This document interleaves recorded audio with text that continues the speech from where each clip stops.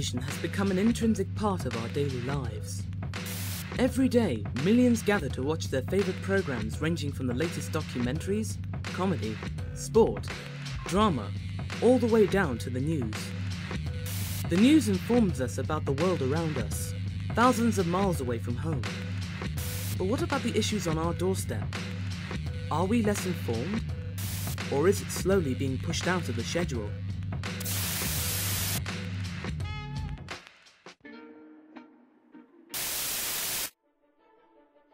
Local issues in the media have been around since the invention of cinema. At the end of the 19th century, Sagar Mitchell and James Kenyon travelled across the country with a movie camera, recording day-to-day life within the small communities that populated the countryside. Instead of hiding away from the new medium, people flocked around the camera out of sheer fascination. Mitchell and Kenyon travelled under the slogan, "Local films for local people." On the 27th of November 1897, the first recorded screening of one of Mitchell and Kenyon's films took place in Blackburn. People instantly took to this new phenomenon. From that day, local issues became more and more of a feature on television. In the 1960s, both the BBC and ITV leased out broadcasting rights to individual networks. Each of these networks had their own identity and image presented to their local audience. In this sense, local television peaked in the 1980s with even more unique identities, ranging from the thistle of Scottish TV in the north to the rolling fields of Television Southwest in the south. However, things began to change. During the 1990s, the networks began to lose their individuality. It was becoming clear that advertising revenues from each of the local stations was decreasing. Individual networks lost out in terms of production budgets, resulting in the reduction of local programming. This came to a head in 2002, when Granada and Carlton decided to merge with one another to form ITV plc. This merger meant that all the networks bar channel television came under the control of one single entity. Shortly afterwards, the idents changed again, thus concluding the homogenization of the ITV brand. Today, local television consists of only half-hour news bulletins.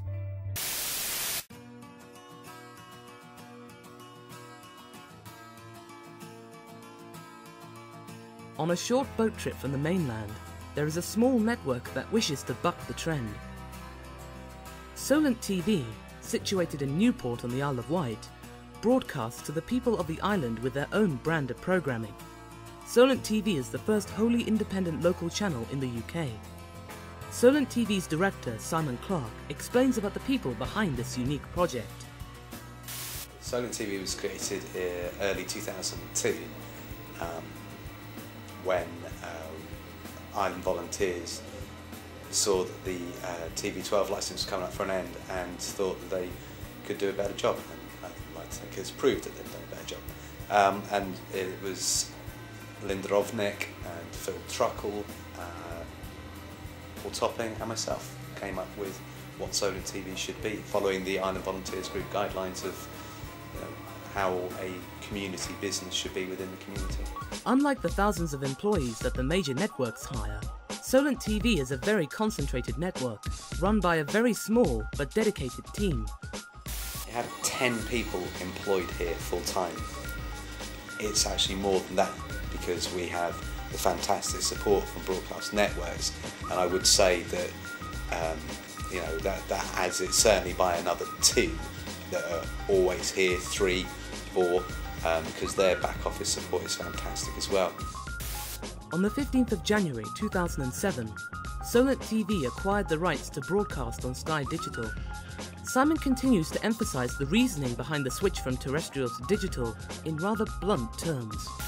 Because terrestrial analogue broadcasting is dead. It's as simple as that. In 2012, the Meridian region, which is the last region, the analogue transmission will be switched off, and then the whole of the UK will be broadcasting digital. Solent TV broadcasts a variety of programmes, all from its Newport studio. From within this small set, 4 different programmes are produced, edited and broadcast across the island, and now the whole of Europe. One of these programmes is the daily news programme Solent Tonight, managed by its news editor and presenter, Christopher Blanchett. Well, Solent Tonight is very explicit in what it does, and it offers extremely local news. We're quite lucky on the island in that our patch is explicit because we're bordered by water, and it really offers the people of the Isle of Wight an opportunity to get their news in a television format.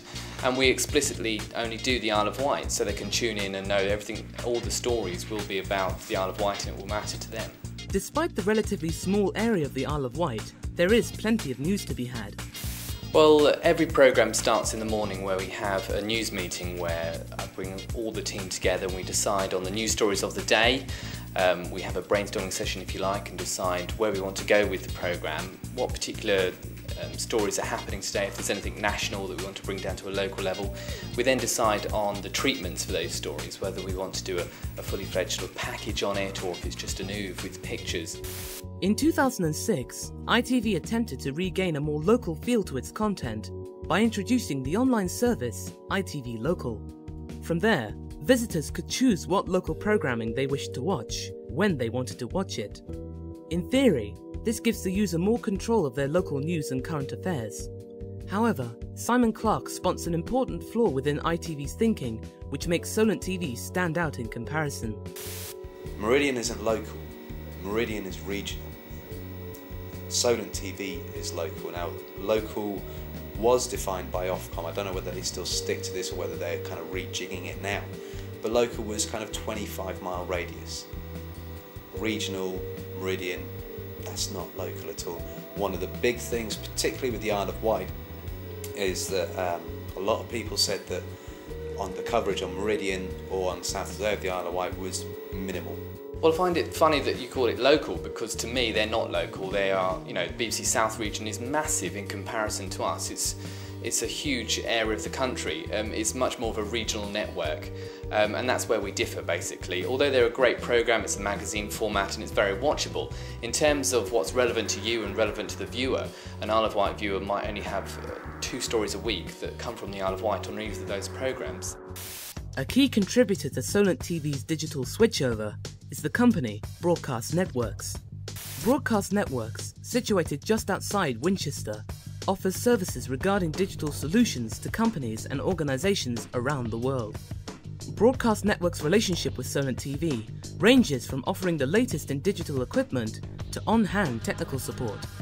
Well, we really took or gave Solent TV guidance on the entire process. It's an enormous undertaking to change from an analogue TV station to be launched onto a new digital platform such as Sky, and the whole transformation, I guess, is something that takes not just operational and operational people to do this. It takes a lot of technical expertise, and we really guided them from start to finish. Tom Hayes' years of experience have taken him across the world, but he still contributes directly to individual projects at home.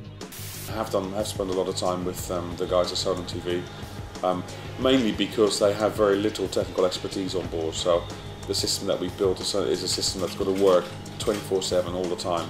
And if there's any issues or any problems or changes need to be made, then I'll personally try and get involved and help them out. It's a small TV station, and therefore it's understandable that they don't have the expertise that larger multinational or international broadcasters would have. So I try and help them out as much as I can. With Broadcast Network's assistance, Solent TV has high hopes for the future. I'd like to think that the government would have seen how important local television is. It's been called the future of TV. Well, it's only going to get bigger, I think, but on the same token, it's only going to continue to concentrate on its patch and its area. We'll always be the Isle of Wight's television station, and it's just the way we do things will change. At the moment, you know, in the last couple of years, the technology that we've used is completely different and really sort of at the forefront, if you like. What's next? I don't know. Whatever we see that's on the horizon, we'll take it. As the BBC and ITV devote their airtime to national programming, more and more projects like Solent TV could come into fruition, potentially signalling a new era in local television history.